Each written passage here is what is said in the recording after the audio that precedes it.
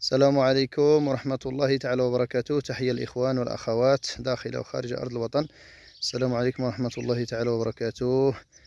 ونبدأ إن شاء الله عز وجل. خير ما نبدأ به الصلاة والسلام على الحبيب المصطفى عليه أفضل الصلوات وأزكى السلام وعلى آله وصحبه وسلم تسليما. إذا كيف كتشوفوا الفاصة، يعني يلا في الأسبوع الأول ديالها من بعد الحش. يعني الفاصة هذه راح عندها عام ديال السنة الماضية، عندها عام. يعني بحرت حشات.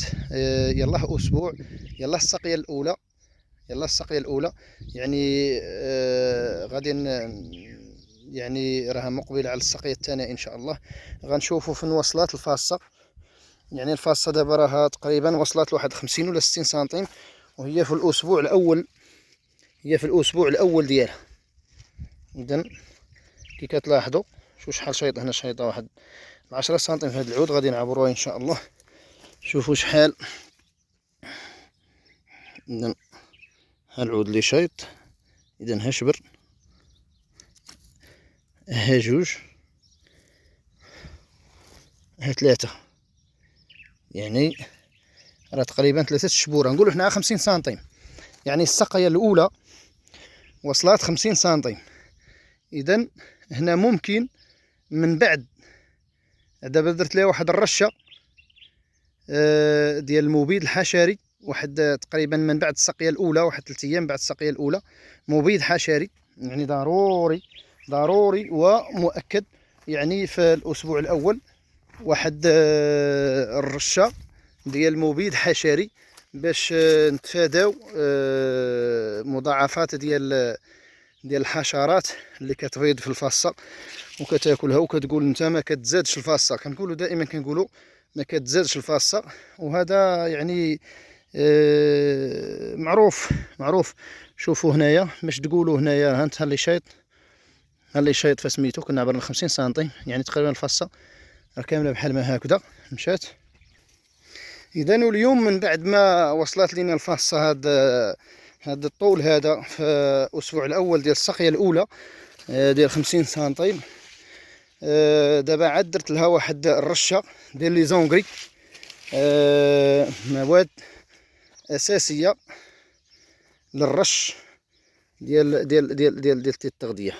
هادو راه جاو في الساقيه شبعانين ما، هادو راه فاتوا 60 سنتيم. هنا داخل الحوض، داخل الحوض كما كتشوفوا. يعني فاصة تبارك الله اللهم بارك في الاسبوع الاول. وكيفاش ولات. هادو شجرات ديال التين،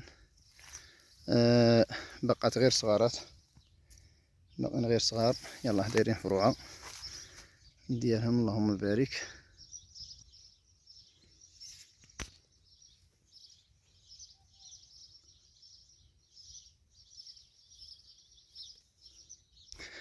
اذا هنا كما قلت لكم الاخوان درت له واحد الرشيشه خفيفه في هذا الصباح هذا في الحال بارد.